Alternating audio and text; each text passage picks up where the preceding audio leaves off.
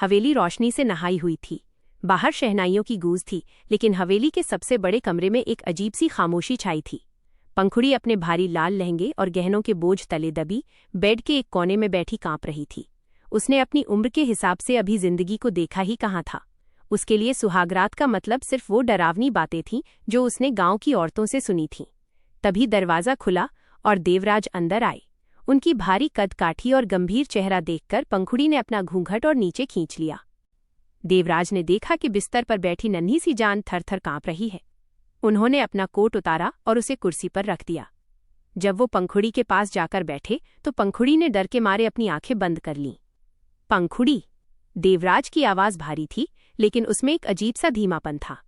पंखुड़ी ने कोई जवाब नहीं दिया। देवराज ने धीरे से उसके घूंघट को ऊपर उठाया। पंखुड़ी का मासूम, रोया हुआ चेहरा उनके सामने था। उसकी आंखों में आंसू और ढेरों सवाल थे। देवराज ने उसके चेहरे को छूने के लिए हाथ बढ़ाया तो वो पीछे हट गई। देवराज समझ गए कि ये बच्ची इस रिश्ते के लिए मानसिक रूप से तैयार नहीं है। देवराज ने उसका हाथ बहुत ही कोमलता से अपने हाथ में लिया। डरो मत। मैं जानता हूं कि तुम्हारी उम्र और मेरी उम्र में बहुत अंतर है। शायद तुम इस शादी के लिए तैयार भी नहीं थीं। मैं तुम्हारे साथ कोई जबरदस्ती नहीं करूंगा। पंखुड़ी ने हैरानी से अपनी बड़ी बड़ी आंखों से उन्हें देखा। सच में?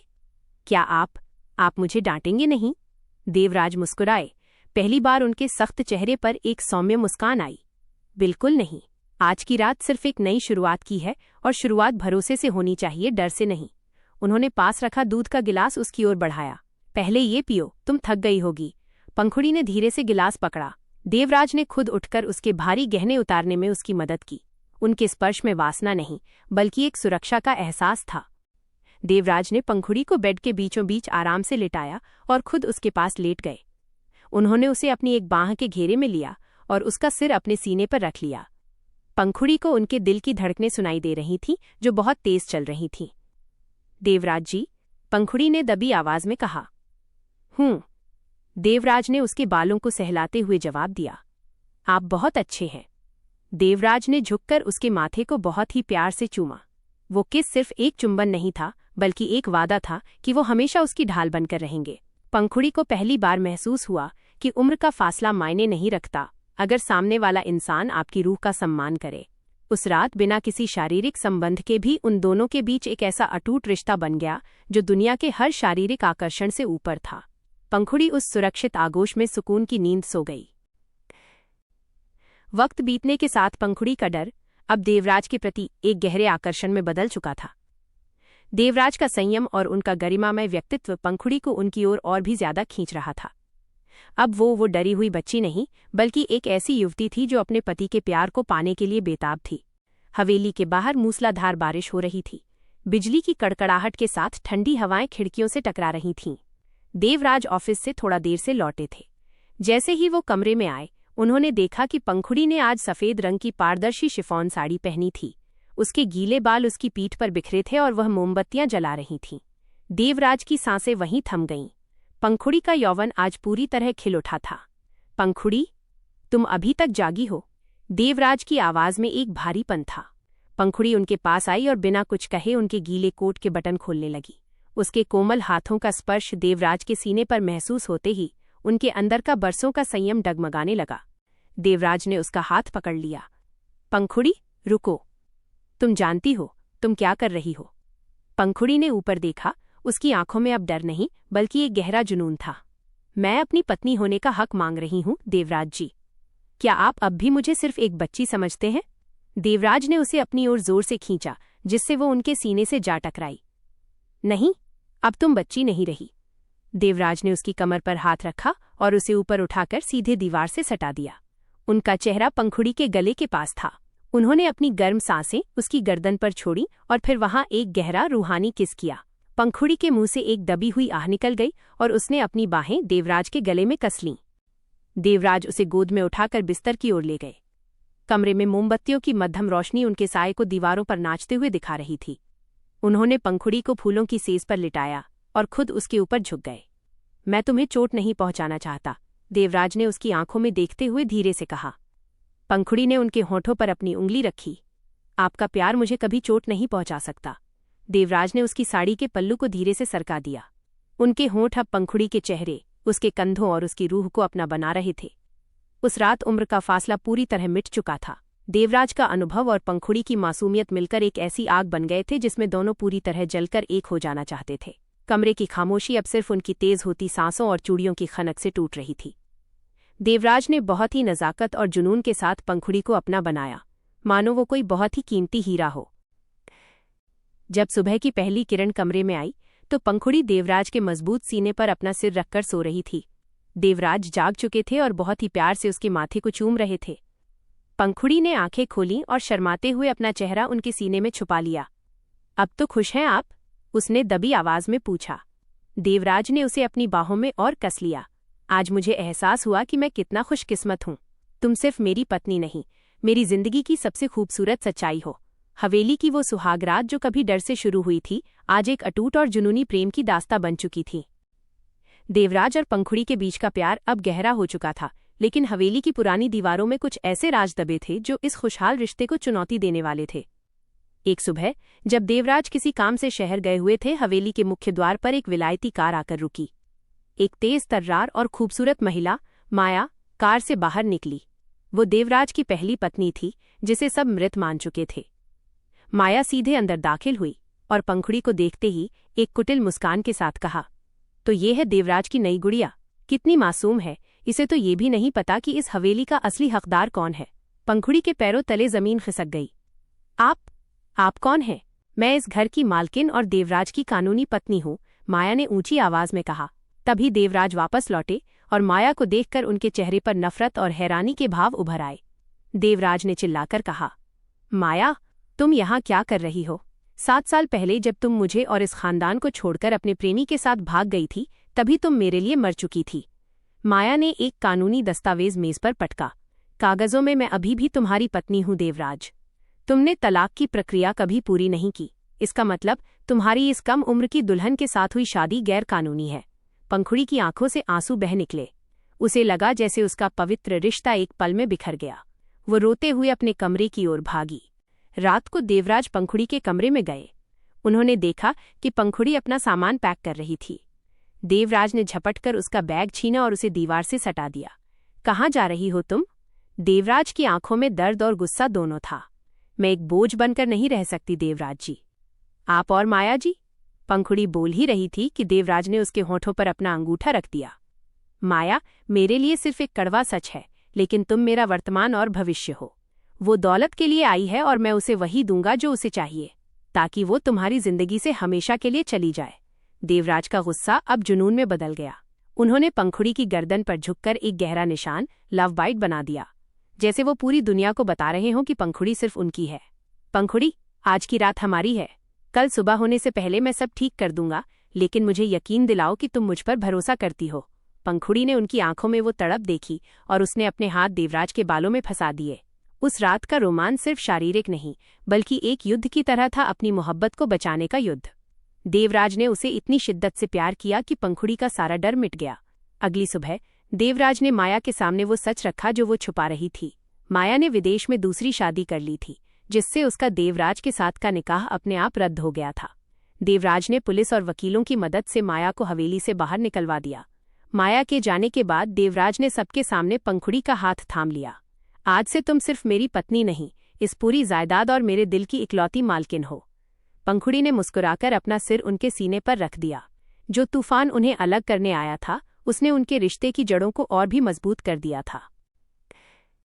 माया के जाने के बाद हवेली का माहौल फिर से शांत और प्रेममयी हो गया था। देवराज ने यह सुनिश्चित किया कि अब पंखुड़ी की आंखों में कभी आंसू न आए। वक्त अपनी रफ्तार से गुजरता गया। पंखुड़ी अब उस डरी हुई 19 साल की लड़की से एक परिपक्व और आत्मविश्वासी महिला बन चुकी थी। देवराज ने उसका पूरा साथ दिया और उसकी पढ़ाई पूरी करवाई। अब वो सिर्फ हवेली की बहू नहीं, बल्कि देवराज के बिजनेस में भी उसकी सलाहकार थी। हवेली की रौनक तब और बढ़ गई जब एक दिन पंखुड़ी ने शर्माते हुए देवराज के कान में एक खुशखबरी सुनाई। देवराज की खुशी का ठिकाना न रहा। उन्होंने पंखुड़ी को बाहों में भरकर पूरे कमरे में चक्कर लगाए। 9 महीने बाद हवेली में एक नन्हे राजकुमार का आगमन हुआ।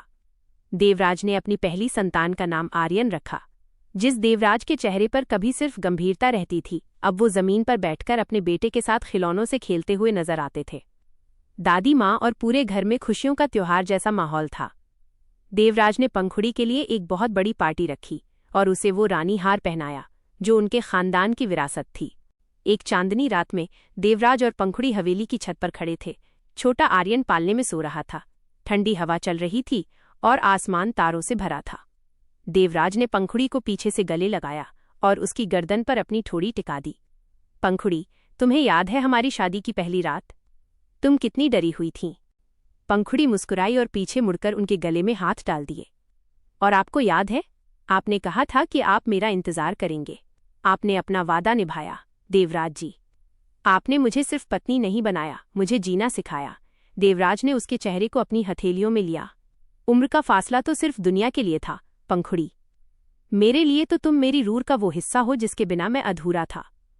देवराज ने झुककर पंखुड़ी के होठों पर एक लंबा और गहरा चुंबन अंकित किया। यह किस उनकी जीत, उनके संघर्ष और उनके अटूट प्रेम का प्रतीक था। हवेली के उस कमरे में जहां कभी खामोशी और डर था, आज सिर्फ खिलखिलाहट और प्यार की खुशबू थी। उनकी कहानी ये साबित कर चुकी थी कि अगर प्यार में गहराई और सम्मान हो तो दुनिया की कोई भी दीवार उसे तोड़ नहीं सकती। हवेली में अब आर्यन की किलकारियां गूंज रही थीं, लेकिन देवराज और पंखुड़ी के बीच का रोमांस वक्त के साथ और भी गहरा और परिपक्व हो गया था। आर्यन अब 2 साल का हो चुका था और उसे सुलाने के बाद पंखुड़ी बालकनी में खड़ी ठंडी हवा का आनंद ले रही थी। उसने रेशमी नीले रंग का नाइट गाउन पहना था और उसके खुले बाल उसकी कमर तक लहरा रहे थे। तभी पीछे से 2 मजबूत हाथों ने उसे अपनी गिरफ्त में ले लिया। पंखुड़ी मुस्कुरा दी। उसे देवराज के इत्र की महक और उनकी सांसों की गर्माहट पहचान में आ गई थी। देवराज ने अपनी ठुड्डी उसके कंधे पर टिकाई और दबी आवाज में कहा, आज मेरा बेटा जल्दी सो गया, या फिर उसकी माँ ने उसे जल्दी सुलाने की साजिश रची है? पंखुड़ी ने पीछे मुड़कर उनके गले में अपनी बाहें डाल दी और शरारत से कहा, साजिश तो आपने रची थी देवराज जी, शाम को वो गुलाब और ये तोहफा भेजकर। देवराज ने उसे और करीब खींच लिया। उनकी आंखों में वही पुराना जुनून चमक उठा जो पंखुड़ी को आज भी बेबस कर देता था। गुलाब तो सिर्फ एक बहाना था पंखुड़ी। सच तो ये है कि इस हवेली के कामकाज और आर्यन की जिम्मेदारियों के बीच मैं अपनी पंखुड़ी के साथ कुछ पल सुकून के बिताना चाहता था। उन्होंने पंखुड़ी को गोद में उठा लिया। पंखुड़ी ने चौंककर उनके सीने पर हाथ रखा। देवराज जी, कोई देख लेगा, मेरी पत्नी है, मेरा हक है, और इस वक्त पूरी हवेली सो रही है, देवराज ने मुस्कुराते हुए कहा और उसे सीधे कमरे की ओर ले गए। कमरे में मध्यम रोशनी थी और चारों तरफ मोगरे की धीमी खुशबू फैली थी। देवराज ने उसे धीरे से बिस्तर पर उतारा। उनके हाथों का स्पर्श आज भी पंखुड़ी के शरीर में बिजली सी दौड़ देता था। देवराज उसके ऊपर झुके और उसके माथे, आंखों और फिर उसके गालों पर छोटे छोटे चुंबन अंकित करने लगे। आप आज बहुत रोमांटिक हो रहे हैं, पंखुड़ी ने धीमी आवाज में आह भरते हुए कहा। देवराज ने उसके कानों के पास फुसफुसाते हुए कहा, तुम्हारी खूबसूरती मुझे मजबूर कर देती है। लोग कहते हैं वक्त के साथ प्यार कम हो जाता है, लेकिन तुम्हें देखकर लगता है मेरा जुनून हर दिन बढ़ता ही जा रहा है। उन्होंने पंखुड़ी की गर्दन पर अपनी गर्म सांसें छोड़ी और धीरे से उसके गाउन की डोरी को ढीला कर दिया। पंखुड़ी ने अपनी आंखें बंद कर लीं और देवराज के बालों में अपनी उंगलियां फंसा दीं। उस रात की खामोशी में सिर्फ उनकी धड़कनें और एक दूसरे के प्रति वो बेपनाह चाहत गूंज रही थी।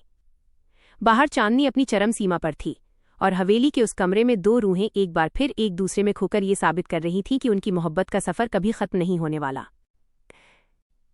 अगली सुबह जब सूरज की पहली किरण खिड़की के पर्दों को चीरकर कमरे में आई तो पंखुड़ी की आंखें देवराज की बाहों में खुलीं। देवराज पहले ही जाग चुके थे और एकटक अपनी सोती हुई पत्नी को निहार रहे थे। सुबह हो गई, पंखुड़ी ने अंगड़ाई लेते हुए कहा और उनके सीने में अपना चेहरा छुपा लिया। देवराज ने उसके बालों को सहलाते हुए धीरे से कहा, आज की सुबह बाकी सुबहों से अलग है। आज मैं तुम्हें कहीं दूर ले जाना चाहता हूं, जहां सिर्फ हम हों और हमारी ये खामोशियां। पंखुड़ी ने हैरानी से ऊपर देखा, पर आर्यन और हवेली का काम? देवराज ने उसके होठों पर अपनी उंगली रखी। आर्यन को माजी संभाल लेंगी, और काम कभी खत्म नहीं होगा पंखुड़ी। आज सिर्फ मेरा और तुम्हारा दिन है। 2 घंटे बाद देवराज अपनी पसंदीदा पुरानी जीप खुद चला रहे थे और पंखुड़ी बगल वाली सीट पर बैठी हवाओं का लुत्फ उठा रही थी। वे हवेली से काफी दूर एक पहाड़ी इलाके में बने अपने निजी फार्म हाउस पहुंचे। वहां हर तरफ हरियाली थी और एक छोटा सा झरना बह रहा था। शाम ढलते ही मौसम ने करवट ली। हल्की बूंदाबांदी शुरू हो गई। देवराज ने फार्म हाउस के लकड़ी वाले कमरे में अंगीठी जला दी। आग की तपिश और बाहर बारिश की ठंडी आवाज ने माहौल को और भी रूमानी बना दिया था। पंखुड़ी ने लाल रंग की शिफॉन साड़ी पहनी थी। देवराज ने पीछे से आकर उसके कमर के गिर्द अपनी बाहें कसीं। पंखुड़ी, तुम्हें याद है उस रात मैंने तुमसे एक वादा किया था कि मैं हमेशा तुम्हारी ढाल रहूंगा। पंखुड़ी ने पीछे मुड़कर उनकी आंखों में देखा, जिनमें आज भी वही पुरानी गहराई और बेपनाह मोहब्बत थी। आपने अपना हर वादा निभाया है देवराज जी, बल्कि आपने मुझे उससे कहीं ज्यादा दिया है, जिसकी मैंने कभी कल्पना भी नहीं की थी। देवराज ने उसे धीरे से पास खींचा। आग की रोशनी उनके चेहरों पर नाच रही थी। उन्होंने अपना हाथ उसकी साड़ी के पल्लू पर रखा और उसे कंधे से नीचे सरका दिया। पंखुड़ी के बदन में एक सिहरन दौड़ गई। देवराज ने झुककर उसकी नग्न पीठ पर अपने होंठ रखे। उनकी छुअन में आज एक अलग ही प्यास थी, एक ऐसी तड़प जो सालों बाद भी कम नहीं हुई थी। उन्होंने पंखुड़ी को अपनी ओर घुमाया और उसे बाहों में भरकर सीधे कालीन पर ले आए। अंगीठी की आग मध्यम पड़ती जा रही थी, लेकिन उनके बीच की आग हर पल तेज हो रही थी। मैं तुम्हें कभी खुद से दूर नहीं होने दूंगा, देवराज ने उसकी गर्दन के पास फुसफुसाते हुए कहा। पंखुड़ी ने उनके गले में अपनी बाहें और कस लीं। मैं भी नहीं जाना चाहती, कभी नहीं। उस रात फार्म हाउस की उन दीवारों ने एक बार फिर उनके मिलन और उस अटूट विश्वास की गवाही दी जो उम्र और वक्त के हर दायरे से परे था। पंखुड़ी और देवराज का वो एकांत सफर उनके रिश्तों में एक नई ताजगी भर गया था। लेकिन जब वे फार्म हाउस से वापस लौटे तो पंखुड़ी के मन में एक नई इच्छा ने जन्म लिया था। वो अब सिर्फ एक पत्नी और मां नहीं, बल्कि देवराज के हर सुख दुख की बराबर की साथी बनना चाहती थी।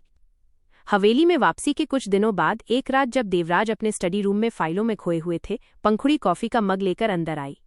उसने देखा कि देवराज थके हुए लग रहे थे और अपनी आंखों को बार बार मल रहे थे।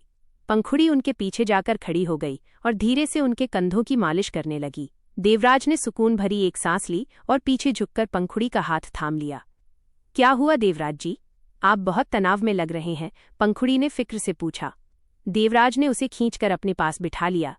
नया प्रोजेक्ट थोड़ा पेचीदा है पंखुड़ी, शहर के कुछ लोग अड़चने डाल रहे हैं। खैर, तुम ये सब छोड़ो, तुम बताओ आर्यन सो गया? पंखुड़ी ने उनकी आंखों में झांकते हुए कहा। नहीं, मैं ये सब क्यों छोड़ दूं? देवराज जी, अब मैं वो डरी हुई बच्ची नहीं हूं, मैं आपकी ताकत बनना चाहती हूं। मुझे भी समझाइए कि मुश्किल क्या है। देवराज पहले तो थोड़ा हिचकिचाए, फिर उन्होंने विस्तार से उसे बिजनेस की उलझनों के बारे में बताया। पंखुड़ी ने बड़े ध्यान से सब सुना और फिर अपनी सहज बुद्धि से एक ऐसा सुझाव दिया जिसे सुनकर देवराज दंग रह गए। पंखुड़ी, ये तो मैंने सोचा ही नहीं था, तुम्हारी सादगी में ही इस बड़ी समस्या का समाधान छिपा था। देवराज की आंखों में गर्व की चमक थी। उन्होंने अचानक पंखुड़ी को अपनी बाहों में भर लिया और उसकी गर्दन पर अपनी गर्म सांसें छोड़ते हुए कहा, तुम वाकई मेरी किस्मत की चाबी हो। माहौल धीरे धीरे गंभीर से रूमानी होने लगा। देवराज ने स्टडी रूम की लाइट बंद कर दी। अब सिर्फ टेबल लैंप की मध्यम रोशनी वहां फैली थी। उन्होंने पंखुड़ी को उसी बड़ी मेज पर बैठा दिया और उसके चेहरे को अपनी हथेलियों में ले लिया। आज तुमने साबित कर दिया कि तुम सिर्फ मेरी रूह ही नहीं, मेरी बुद्धि भी हो। देवराज ने फुसफुसाते हुए उसके होठों को चूम लिया। पंखुड़ी ने शर्माते हुए अपना सिर उनके सीने पर टिका दिया, जहां उसके लिए दुनिया का सबसे सुरक्षित कोना था। उसी रात हवेली की छत पर चांदनी के नीचे टहलते हुए देवराज ने पंखुड़ी के हाथ में एक छोटा सा मखमली डिब्बा रखा। अंदर एक खूबसूरत पन्ना की अंगूठी थी। ये किस लिए? पंखुड़ी ने पूछा। ये उस नई शुरुआत के लिए जहां हम सिर्फ पति पत्नी नहीं बल्कि एक दूसरे के सबसे अच्छे दोस्त और पार्टनर हैं, देवराज ने उसे अंगूठी पहनाते हुए कहा। रात की खामोशी में देवराज ने पंखुड़ी को अपनी ओर खींचा और उसे एक लंबा, गहरा और रूहानी चुंबन दिया। हवाओं में सिर्फ उनके प्यार की खुशबू थी और सितारों की गवाही में उनका रिश्ता एक नए मुकाम पर पहुंच चुका था। वक्त के साथ देवराज और पंखुड़ी का रिश्ता उस मुकाम पर पहुंच गया था जहां शब्दों की जरूरत ही नहीं पड़ती थी। एक दूसरे की आंखों में देखकर ही वे मन की बात पढ़ लेते थे। लेकिन एक रात हवेली में कुछ ऐसा हुआ जिसने उनके रोमांस को एक नई और गहरी शिद्दत दे दी। हवेली के सभी सदस्य एक पारिवारिक उत्सव में शामिल होने शहर से बाहर गए थे। आर्यन भी अपनी दादी के साथ था। पूरी हवेली में आज सिर्फ देवराज और पंखुड़ी अकेले थे। पंखुड़ी ने आज देवराज की पसंद की काली रेशमी साड़ी पहनी थी। उसने अपनी आंखों में गहरा काजल लगाया था और बालों में जूही के फूलों का गजरा सजाया था। जब वो कमरे में आई तो देवराज खिड़की के पास खड़े बारिश की बूंदों को देख रहे थे। पंखुड़ी ने पीछे से जाकर उन्हें गले लगा लिया। उसकी चूड़ियों की खनक और गजरे की खुशबू ने देवराज के अंदर सोए हुए तूफान को जगा दिया। उन्होंने मुड़कर देखा तो काली साड़ी में पंखुड़ी किसी अप्सरा से कम नहीं लग रही थी।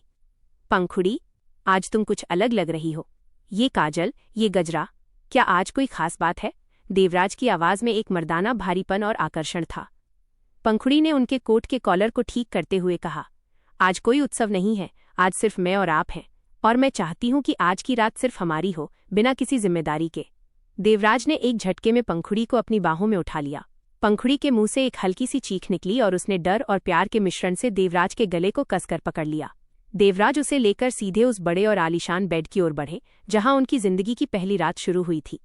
उन्होंने पंखुड़ी को फूलों जैसी कोमलता से बिस्तर पर लेटाया। कमरे की मध्यम पीली रोशनी उनके चेहरों पर एक सुनहरा नूर बिखेर रही थी। देवराज ने धीरे से उसके चेहरे पर आ रही एक लट को कान के पीछे किया और झुककर उसके कान के निचले हिस्से पर अपनी गर्म सांसें छोड़ते हुए एक गहरा किस किया। पंखुड़ी का पूरा शरीर कांप उठा। देवराज जी, उसने दबी आवाज में पुकारा। देवराज के होंठ अब उसकी गर्दन की सुराहीदार ढलान को चूम रहे थे। उन्होंने बहुत ही नज़ाकत से उसकी साड़ी के पल्लू को सरकाया।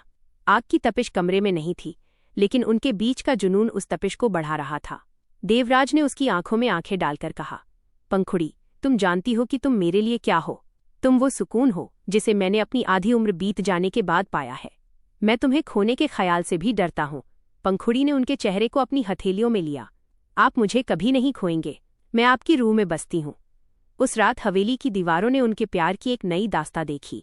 देवराज का अनुभव और पंखुड़ी का समर्पण एक दूसरे में इस तरह घुल गए जैसे दो नदियां समंदर में मिल जाती हैं। उनके बीच का वो उम्र का फासला अब पूरी तरह मिट चुका था और बची थी तो सिर्फ एक रूहानी और शारीरिक गहराई जो दुनिया के हर बंधन से ऊपर थी। अगली सुबह जब सूरज की रोशनी ने उनके चेहरे को छुआ तो वे एक दूसरे की बाहों में लिपटे हुए थे। पंखुड़ी के चेहरे पर एक अजीब सा संतोष और चमक थी।